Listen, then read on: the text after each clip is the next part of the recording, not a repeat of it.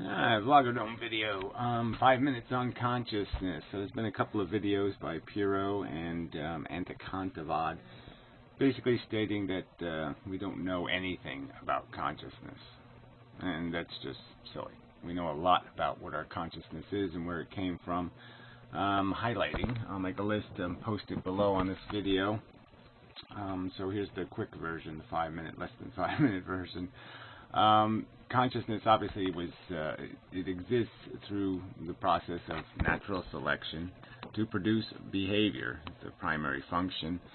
It really is just made up of reflexes in our brain. They were originally chemical. They turned electrical, which is a key development in evolution that made all of this possible.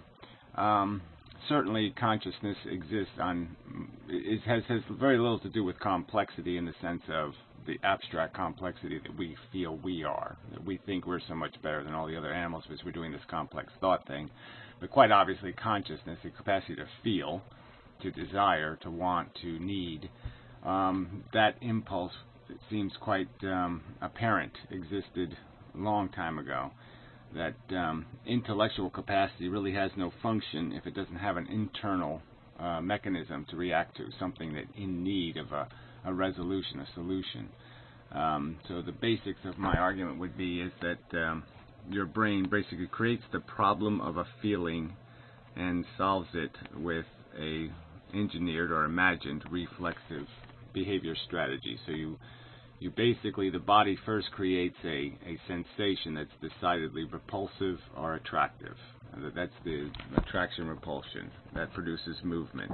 That's the game. We're moving organisms. We have to move into the environment in some kind of safe manner that is also profitable manner. So we need desire to get us out there. We need some sort of negative sensation to protect us from the negative surroundings, the quicksand, the Tyrannosaurus, even though we didn't exist then, our ancestors certainly did. And so we have to have something to inhibit us from just running out and grabbing what we want. And that's that balance between desire and inhibition that is the mechanism of consciousness in so many ways.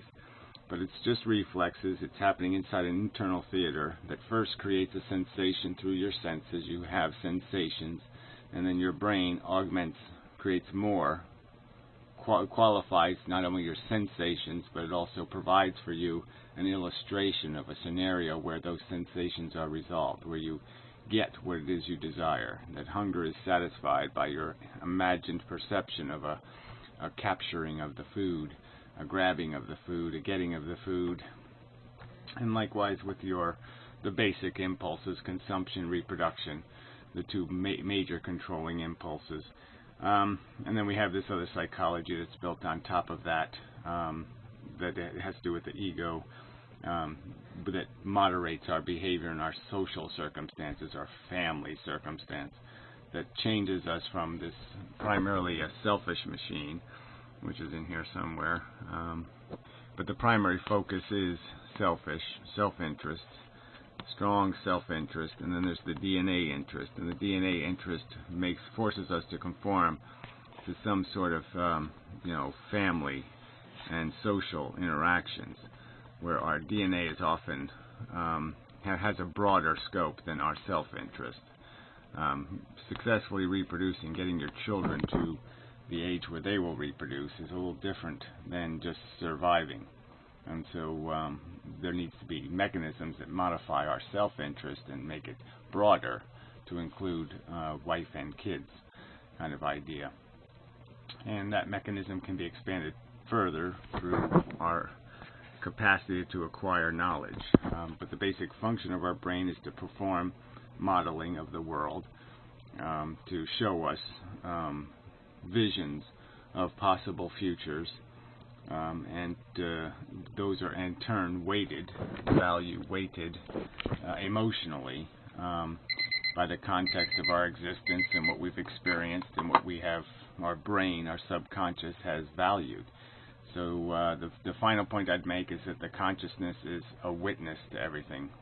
What you feel and you think here on a plane where you sense it You don't create it in this plane. The plane you're experiencing it in is not the plane in which it's created. It's all fed by your subconscious. So the environment comes in through your senses. Your senses interpret the information, play them on in a theater, and you watch as your brain throws more stuff onto the theater, onto the plane, and augments your sensations, and generates more sensations, and generates also these visions of other worlds and other scenarios where you could or could not be successful, or where you might be fail, and that emphasizes and reinforces either your desire or your fear, and creates the attraction or repulsion that is the basic mechanism of your movement. But that's all there is. So anyway, we understand a lot about our psychology, the function of the basic mechanism of our brain, and it's kind of silly to say we don't know anything. We know a lot, and one of the biggest things we know is that it's just a piece, it's a biological tool. And that's all it exists for. It's a tool that enables behavior. Yeah. Not magic, not spiritual tool, like a club. Yeah, anyway, out of time.